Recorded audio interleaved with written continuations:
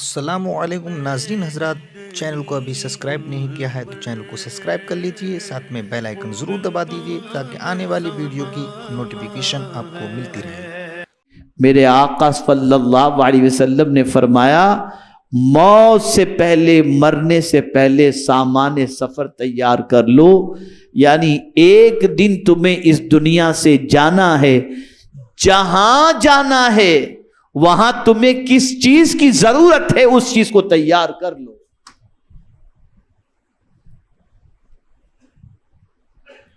مرنے سے پہلے سامان سفر تیار کر لو۔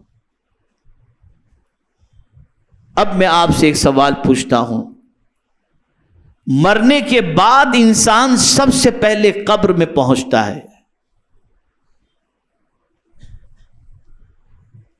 اب میں آپ سے پوچھتا ہوں کہ ہم نے قبر کے لیے کون سا سامان تیار کیا ہے؟ کیا ہماری کوئی تیاری قبر کے سلسلے میں ہے؟ وہاں کا کوئی سامان سفر ہمارے پاس ہے؟ اے رسول اعظم صلی اللہ تعالی علیہ وسلم کے دیوانوں، ہم نے کوئی تیاری وہاں کے بارے میں کی ہی نہیں، اور نہ کوئی ہمارے پاس سامان سفر ہے، بلکہ ہم تو زندگی کی اس دوڑ دھوپ کے اندر اور یہاں کی زندگی میں اتنے ڈوب چکے ہیں کہ ایسی تیاری یہاں کے لیے کر رہے ہیں جیسے یہاں سے جانا ہی نہیں ہے،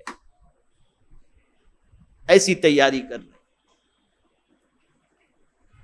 مرنے سے پہلے سامان سفر تیار کر لو، اس لیے کہ جب تم یہاں سے جاؤ گے تو مال رہ جائے گا، جب تم یہاں سے جاؤ گے تو مال تمہاری قبر میں نہیں آئے گا، اور جتنی بھی چیزیں تمہاری دنیا کے اندر ہیں سب دنیا کے اندر رہ جائیں گی۔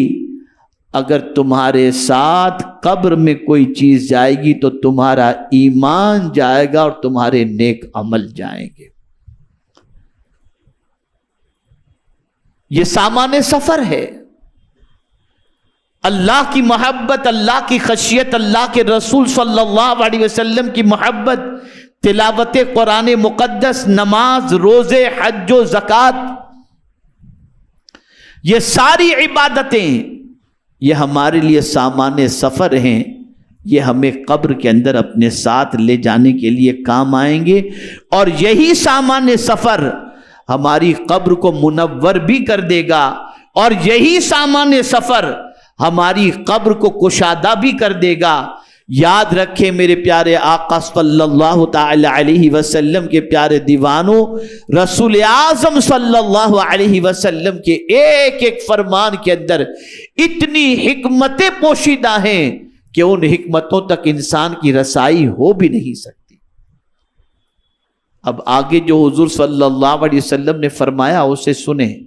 پہلا جملہ یاد رکھیں، موت سے پہلے سامان سفر تیار کر لو۔ آگے آقا کریم صلی اللہ علیہ وسلم ارشاد فرماتے ہیں، قسم کھا کر، اور حضور صلی اللہ علیہ وسلم جو بات بہت وزنی کہنی ہوتی تو سرکار صلی اللہ علیہ وسلم اللہ کی قسم کھاتے، تو آقا کریم صلی اللہ علیہ وسلم قسم کھاتے ہیں، اللہ کی قسم ایک روز تم پر موت کی بے ہوشی ضرور طاری ہوگی، اور پھر تم اپنی بھیڑوں کو بغیر کسی نگہبان کے چھوڑ کر کے چلے جاؤ گے۔ ایک دن موت کی بے ہوشی طاری ہونی ہے، اور وہ دن ہمیں نہیں معلوم کب موت کی بے ہوشی طاری ہوگی۔ یہاں سے یہ بتانا مقصود ہے کہ اے بندگان خدا، جب موت کا وقت تمہیں نہیں معلوم، کبھی بھی موت واقع ہو سکتی ہے، تو اب نیکیوں میں ٹال مٹول مت کرو، نیکی کر کے اپنے لیے سامان سفر تیار کر لو، اس لیے کہ آج تمہیں اللہ نے زندگی عطا فرمائی ہے، یہ زندگی تمہارے لیے مستقل نہیں ہے۔ جب موت کا وقت آئے گا تو سب کچھ چھوڑ چھاڑ کر کے تم اس دنیا سے چلے جاؤ گے۔ میرے پیارے آقا صلی اللہ تعالی علیہ وسلم کے پیارے دیوانوں، اور پھر آگے رسول اعظم صلی اللہ علیہ وسلم نے جو فرمایا اسے سماعت فرمائیں۔ رسول اعظم صلی اللہ علیہ وسلم فرماتے ہیں پھر اللہ سوال کرے گا، وہ اللہ، اللہ اکبر، اللہ سوال کرے گا۔ کون اللہ؟ تو حضور صلی اللہ علیہ وسلم فرماتے وہ اللہ جس کو نہ کسی ترجمان کی ضرورت ہے اور نہ کسی دربان کی حاجت ہے۔ کوئی ترجمان، کوئی ٹرانسلیٹر، کوئی انٹرپریٹر نہیں ہوگا، وہ ڈائریکٹ اپنے بندے سے سوال کرے گا۔ میں آپ سے پوچھنا چاہتا ہوں، تھوڑا سا سوچیں، تھوڑا سا غور کریں کہ اگر کوئی ہمیں 2 لاکھ روپے دیتا ہے تو حساب مانگنے کا وقت آتا ہے تو ہم کتنے الرٹ ہوتے ہیں، ایک ایک چیز جب حساب کی ہم کو دینی ہے تو لکھ کر کے رکھتے ہیں کہ کبھی بھی وہ حساب مانگ سکتے ہیں تو ہمیں شرمندگی نہ ہو۔ میں پوچھنا چاہتا ہوں میرے پیارے آقا صلی اللہ علیہ وسلم کے پیارے دیوانوں، جس کے دماغ کے اندر حساب کا تصور ہوتا ہے، وہ ایک ایک چیز کی انٹری کر کے رکھتا ہے تاکہ حساب کے وقت اسے شرمندگی نہ ہو۔ اب اللہ عز و جل خود حساب لینے والا ہے، اور وہ جب حساب لے گا تو اسے کسی ترجمان کی ضرورت نہیں ہے کہ تمہاری باتوں کو اس کو ترجمہ کر کے کوئی بتائے کہ یہ بندہ یہ کہہ رہا ہے۔ وہ پروردگار بغیر کسی ترجمان کے تمہاری ہر باتوں کو سنے گا، ہر باتوں کو جانے گا اور ہر باتوں کو بتائے گا۔ اور یاد رکھیں میرے پیارے آقا صلی اللہ علیہ وسلم کے پیارے دیوانوں، جب وہ سوال کرے گا تو اس کے سوال کی 2 جھلک آپ کو بتا دوں، 2 جھلک۔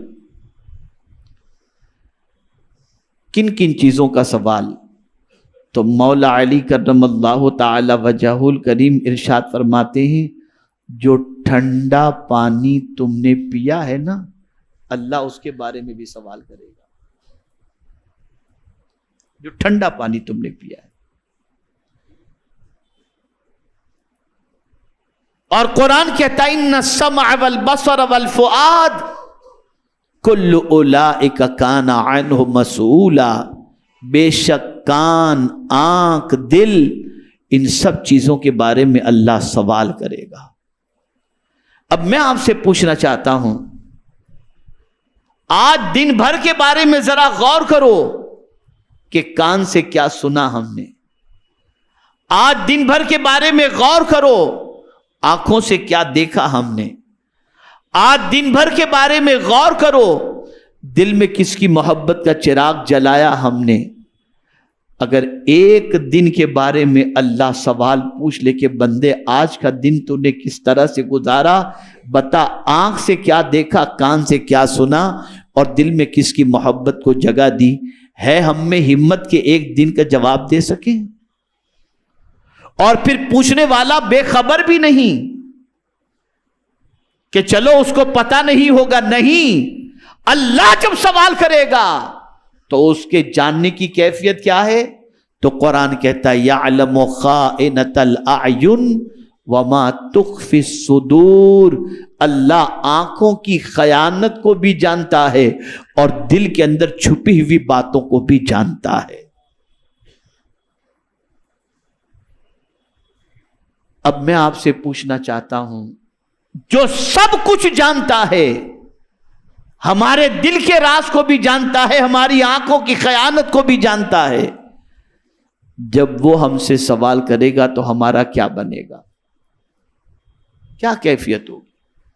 آج پوری دنیا کا مسلمان اللہ عز و جل کی بارگاہ میں جواب دہی کے تصور کو ذہن سے نکال چکا ہے۔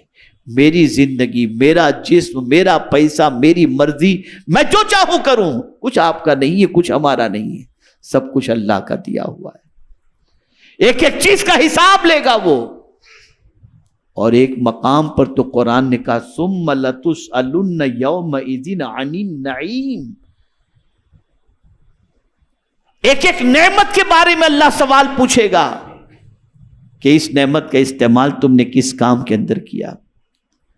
یا آج ہاتھ کی قوت، آج زبان کی قوت، آج پیروں کی قوت، آج نگاہوں کو دیکھنے کی عادت، یہ ساری صلاحیتیں اللہ نے دی ہیں، تو مولا ایک ایک چیز کے بارے میں پوچھے گا۔ اور یاد رکھیں وہ قادر مطلق ہے، اس سے کوئی پوچھنے والا نہیں، اور وہ ہر ایک سے پوچھنے والا ہے۔